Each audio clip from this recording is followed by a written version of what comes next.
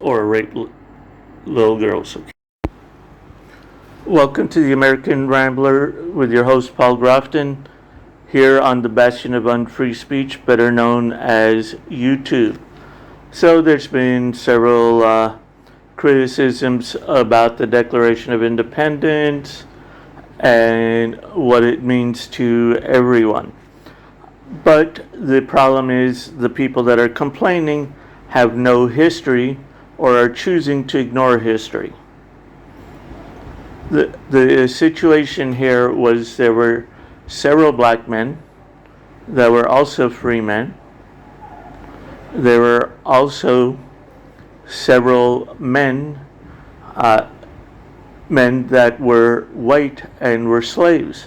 There were also several free black men, 44% in North Carolina,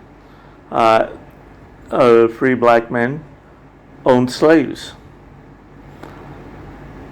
Now we're talking about slavery, and every country has its own history of slavery. There's even slavery in slaving white countries and slaving other white countries. Okay, so is the Ottoman Empire going to reimburse my family, or the Ottoman Empire, better known as Austria now, for what they did to the country of Galicia and Lodomira? And then after that, they partitioned those off and split two major portions. One went to Poland, the other half went to the Ukraine. And then a small sliver went to to Hungary. And then what about everything Russia has done? What about in Saudi Arabia, the enslavement of both whites and blacks that were non-Muslim? What about Morocco? Algeria, all these places that were black controlled, even Libya, that imported white slaves from Europe. What about the Romans who were not white, okay, that enslaved the Germans who were white, or the Visigoths? Okay. Now, the Declaration of Independence, when they were referring to slaves, they weren't referring to blacks or whites. They were referring to themselves as slaves, to what they considered the motherland. The situation with the motherland is they started the discussion.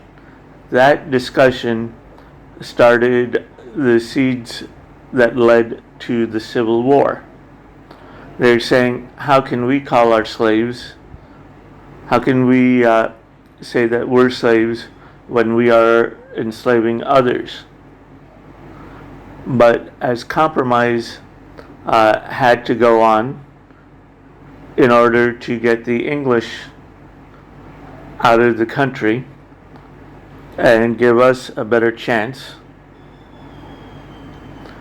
would be folly. So we needed to unite, and we united on that same ground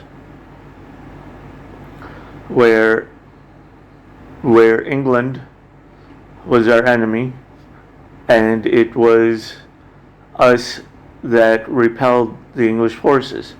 Now here's another thing.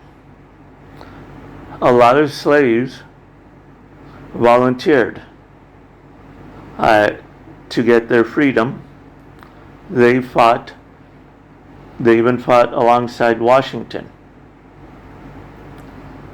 Washington's army fought. Now here's something that's a little interesting. Technically, Washington never owned any slaves. They were owned by his wife. Washington married up. But because of the debt incurred, because one of the interesting things is that families or women, in order to survive, they would incur debt, but they were not required to pay them back. They were only required to be paid back when a husband joined the family. That is one of the reasons why so many men these days, it's like, oh, that's just part of my job, that's part of my job. No, it's no longer part of your job, because at the time, women did not have access, ability, or the skills to survive on their own. Now today they live a very cushy life, and they should be able to pay their own bills, be responsible for their own finances, go out, get the job, and do work. So these people who are saying, oh, all men are created equal, yes. They're talking about blacks, whites, red, yellow.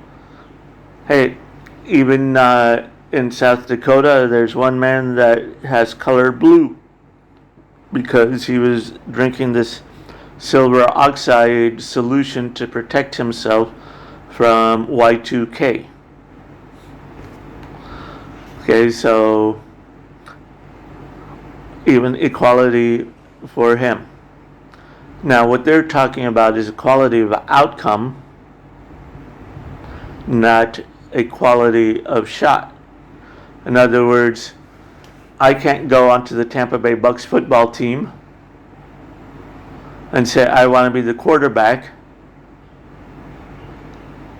and be the same quarterback as Tom Brady. No, that's not how it works. And also the funny thing in the history about the NFL shows exactly how communism works. What the NFL has profit sharing, so no matter what size market you are in, and no matter how much you invest in your team to win games, you have to share that same profit margin. So the previous owner, Hugh Culverhouse, would not spend more than $400,000 on a player. He had to be drug kicking and screaming all the way to get them to field a proper team. Because, hey, look, if I'm getting everybody else's share, if I'm getting a portion of everybody else's share, I'm going to do the least amount of work, or I'm going to do the least amount of investment to maximize my profit. So when you start giving everybody the same outcome, they are going to do the least amount of work. Try that at your place of business. Try that in class, you study really hard saying, okay, it doesn't matter, no matter how hard you work, I'm going to give the lower one some of your grade, I'm going to give the higher, going to take that from the higher grade.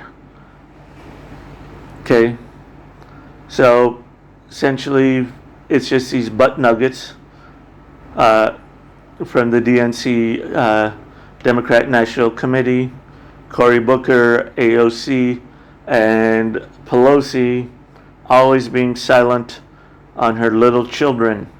No, she needs to grow some balls like MTG and call them out for what they said. Because, look, if you don't like this country, go somewhere else and build your own country. Don't forget to check below for links